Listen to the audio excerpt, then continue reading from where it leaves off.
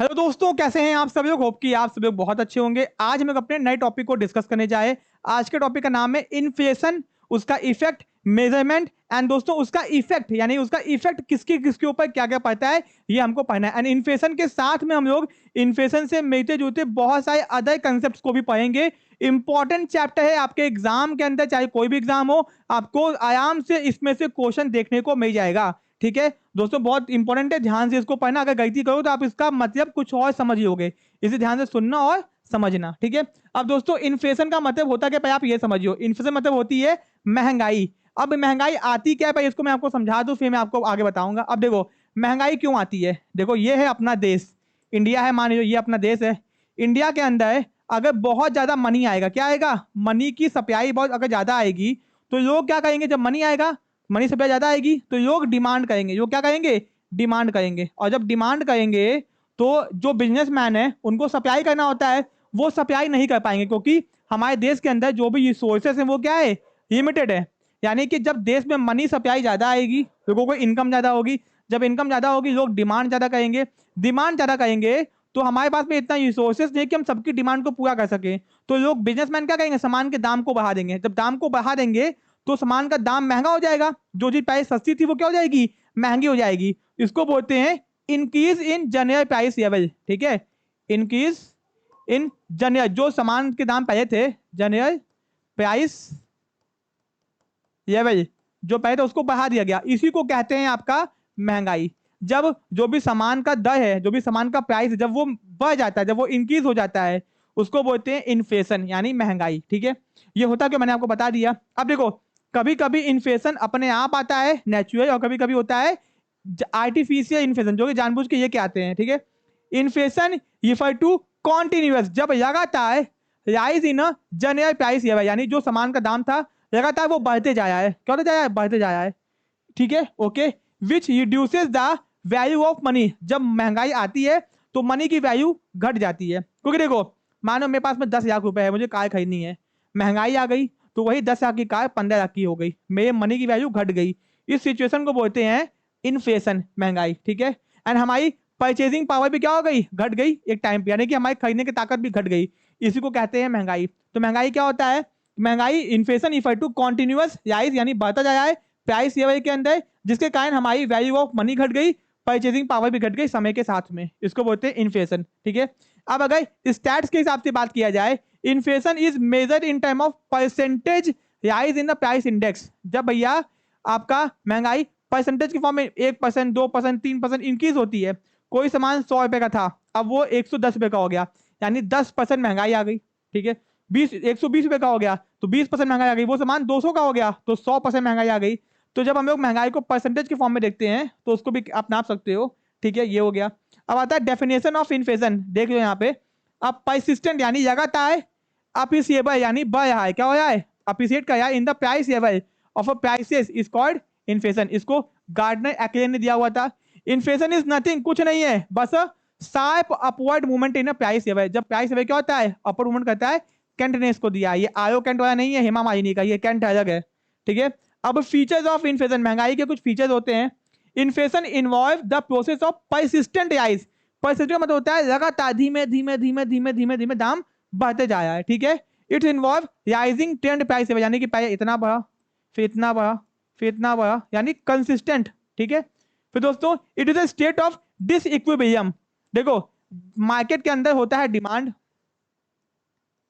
और होता है सप्लाई। जहां पे डिमांड सप्लाई टकराती है वहां पे होता है इक्विलिब्रियम। क्या होता है, इक्विलिब्रियम। तो अगर भैया डिमांड ज्यादा होगी, क्या होगी, डिमांड ज्यादा होगी, सप्लाई उतनी हो नहीं पाएगी, तो जो सिचुएशन बनेगी उसको बोलेंगे डिसइक्विलिब्रियम। क्योंकि डिमांड हो गई ज्यादा, सप्लाई उतनी हो नहीं पाई है, तो यानी गड़बड़ा गया मामला। तो अब जो सिचुएशन आएगी उसको क्या बोलोगे, बोलोगे डिसइक्विलिब्रियम या फिर महंगाई।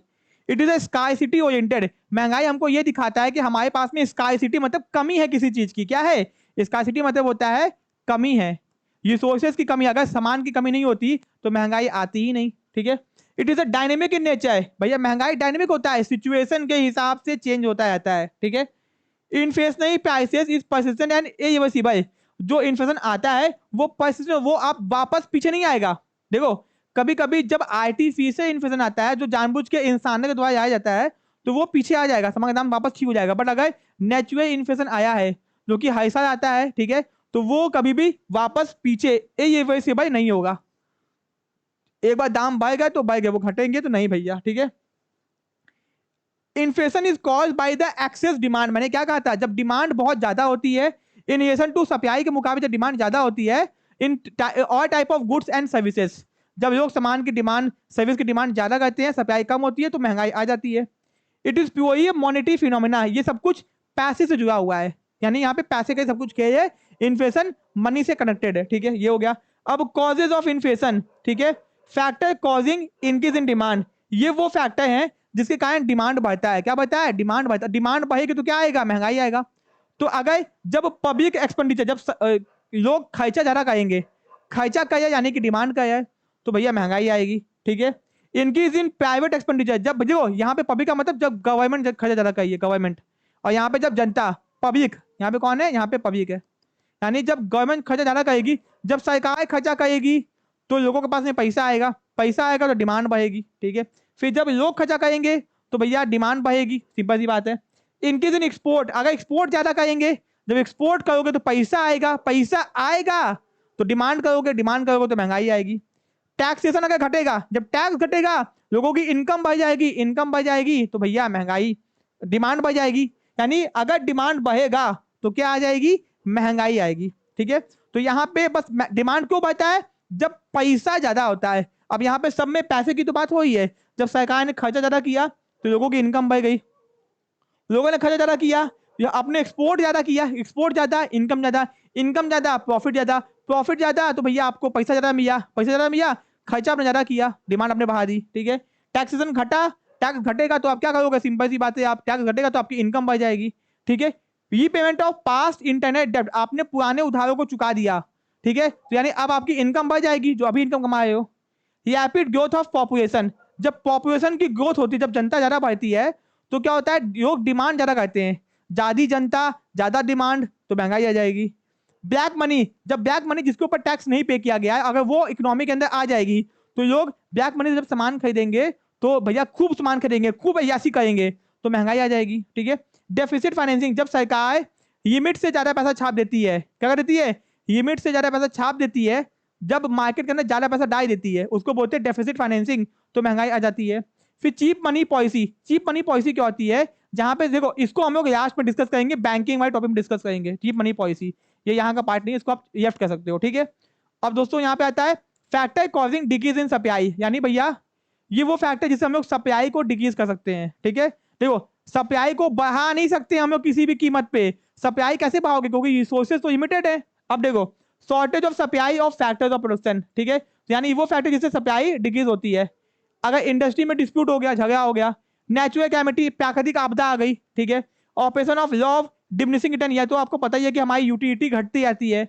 फिर loop sided products producing essential item ignoring essential item, देखो होता क्या है कि हमारे देश के अंदर जिसमें पैसा होता है वही सामान को बनाया जाता है, जिसमें पैसा नहीं होता है उसको नहीं बनाते हैं। तो यानी देखो अगर लोग लग्जरी कार ज्यादा खरीदेंगे तो कंपनी लग्जरी कार बनाएगी, ठीक है। तो वही क्या है कि लूप साइडेड प्रोडक्शन, कि हम लोग जो प्रोडक्शन करते हैं वो इस बेसिस पे कहते हैं कि भैया जो चीज इंपॉर्टेंट है उसको नहीं कहते हैं, जो इंपॉर्टेंट है उसको भी करने लगते हैं, तो ये दिक्कत एक तो है।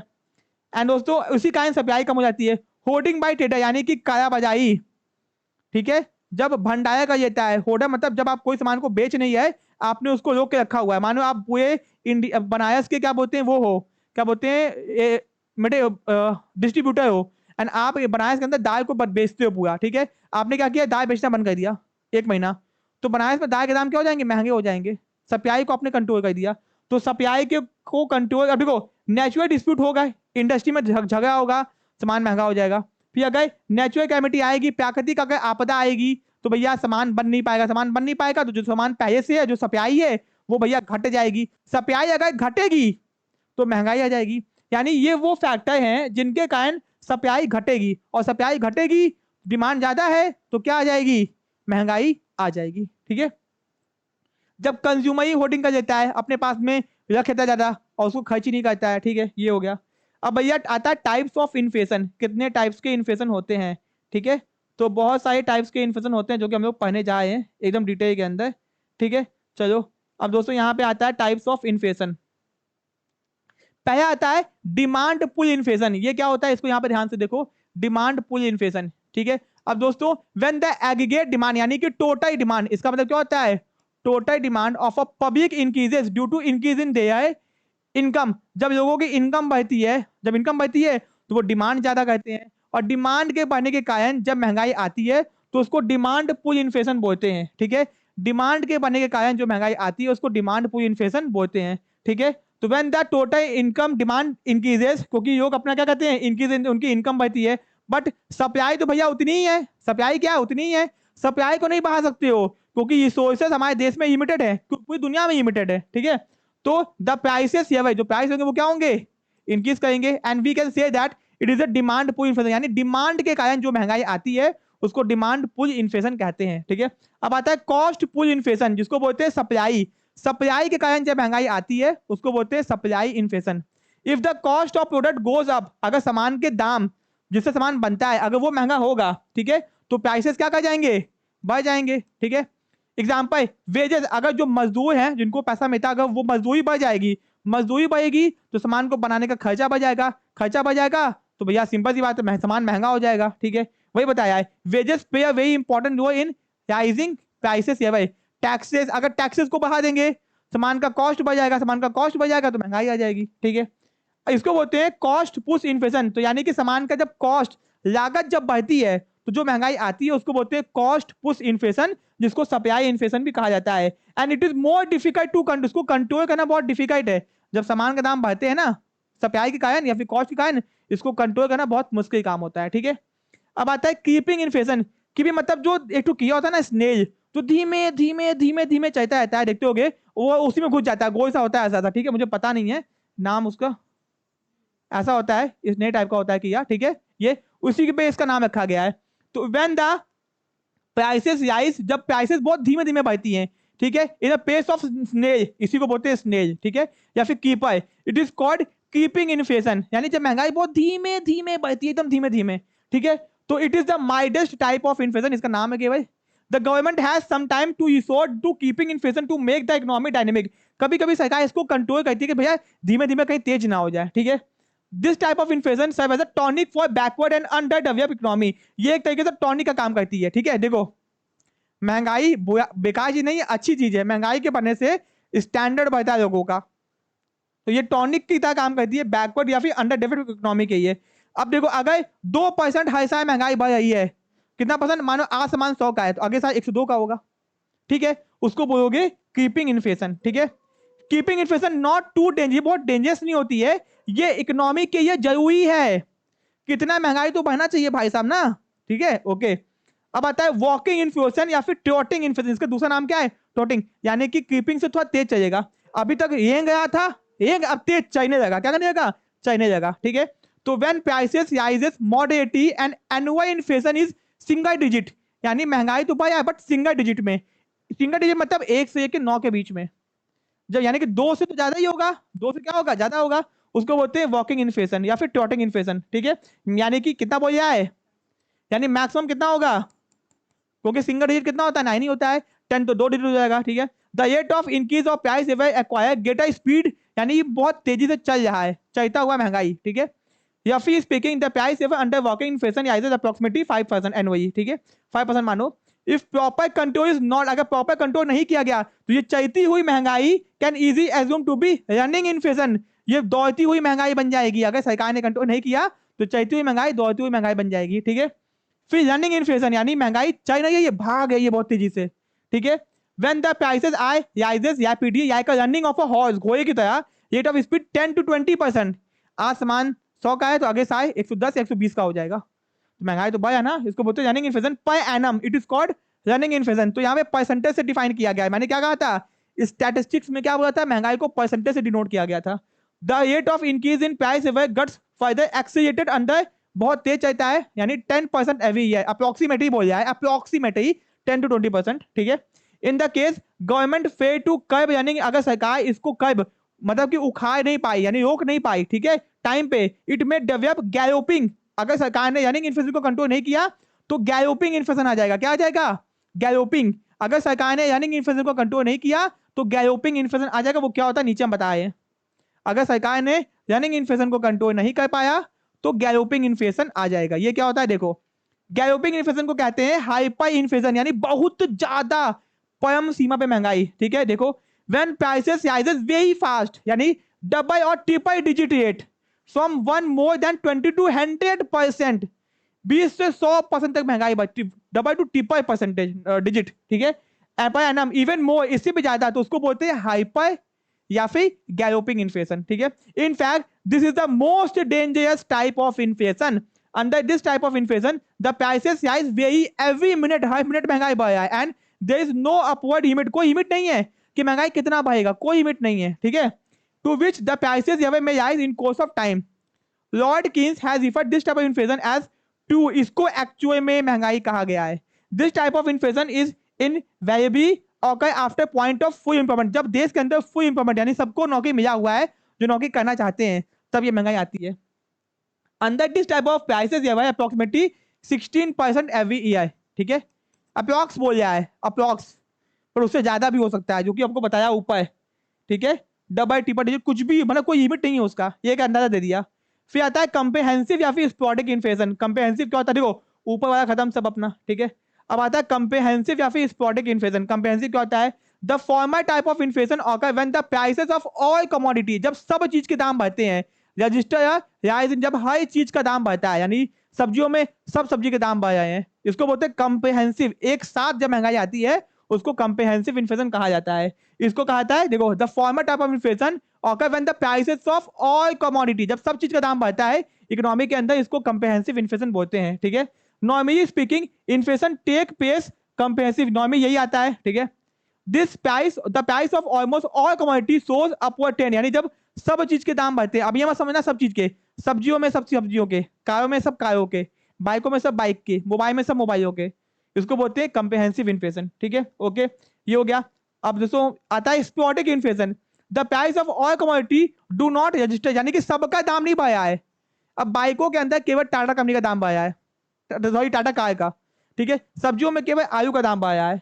ठीक है, तो इसको बोलते हैं स्पोरेडिक इन्फ्लेशन, जब किसी चीज पर्टिकुलर आइटम का दाम बढ़ा। Only prices of few commodity, यानी किसी चीज कुछ चीजों का दाम बढ़ा है, तो उसको बोलते हैं sporadic inflation. Example, the prices of food gain में सो अपवर्ड, फूड गेन का दाम बढ़ा है, तो ये हो गया। हेंस स्पोरेडिक इन्फ्लेशन आए, इसको सेक्टोरल कहा जाता है, सेक्टर।